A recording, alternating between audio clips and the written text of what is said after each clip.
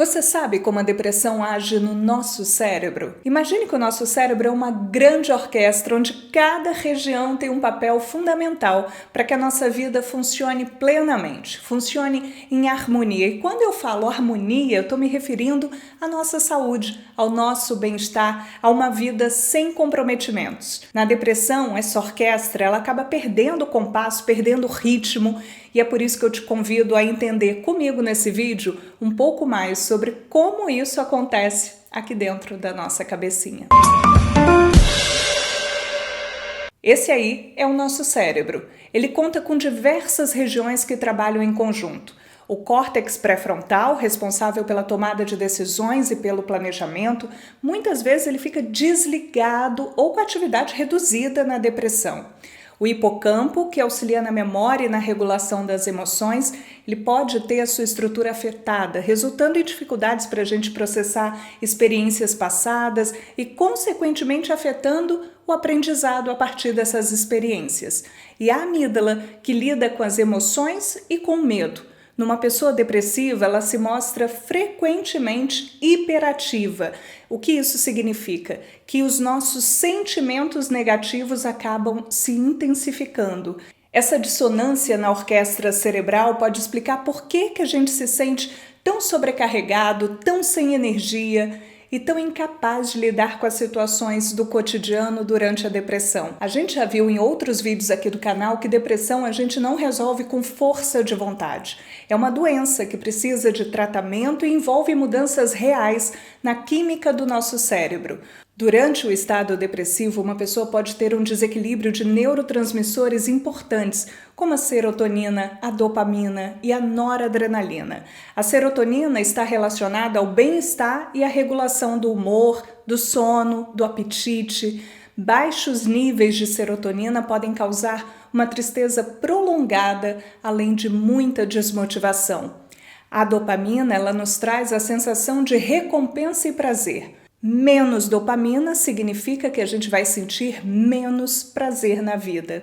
E quando a noradrenalina tem níveis baixos, aumenta a nossa sensação de fadiga, de desânimo, falta de foco, irritabilidade, porque ela atua na resposta ao estresse e na regulação do nosso humor.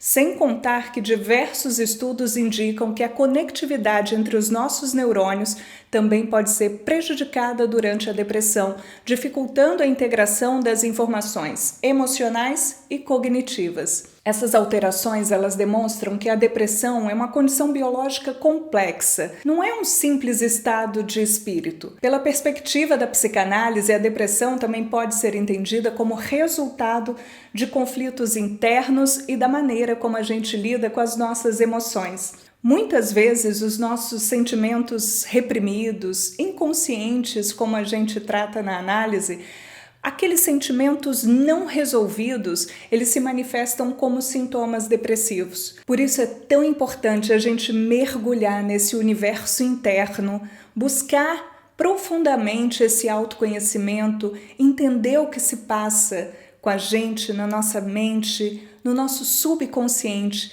para a gente poder encontrar o caminho para a cura. Quando a gente tem um suporte terapêutico adequado, por exemplo, isso se torna muito mais leve, eu diria até mais fácil, porque você vai sendo orientado nessa investigação do seu inconsciente e também da sua linguagem consciente, que é transformada em comportamento todos os dias. A depressão, além de toda essa alteração química no nosso cérebro, ela também surge como reflexo da nossa experiência subjetiva e da maneira como a gente se relaciona com a gente e com o mundo. Eu falo sempre isso por aqui e é importante que você guarde essa mensagem, porque toda construção ela é parte dessa nossa linguagem inconsciente e consciente. Quando eu falo construção, construção da nossa experiência de vida, construção relacional, construção do nosso posicionamento no mundo. Uma pessoa depressiva, como que está o posicionamento dela? Completamente desconectado desse mundo. Ela tem uma visão do eu, uma visão do mundo e uma visão de futuro negativa. Esse tripé está todo negativo na vida de um deprimido. Então a gente precisa parar de desvalorizar os sintomas depressivos e entender que essa doença afeta o nosso cérebro em vários níveis, desde a atividade das áreas responsáveis por nossas emoções e decisões, até os mecanismos químicos que sustentam o nosso bem-estar, o nosso dia a dia. Entender isso é o primeiro passo para a gente desmistificar a depressão e buscar tratamentos que combinem o olhar biológico, fisiológico, com um olhar psicológico também. Eu espero que esse vídeo ele te ajude a esclarecer como a depressão atua no nosso cérebro. E lembrando que tem outros vídeos aqui no canal falando sobre isso, eu vou deixar na descrição. Se você se identificou com a mensagem desse vídeo de hoje, saiba que a ajuda ela está ao seu alcance, tanto na ciência quanto na terapia.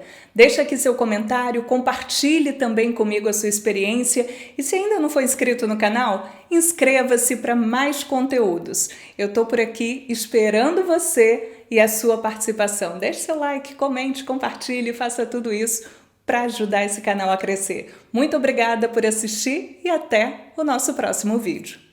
Um beijo!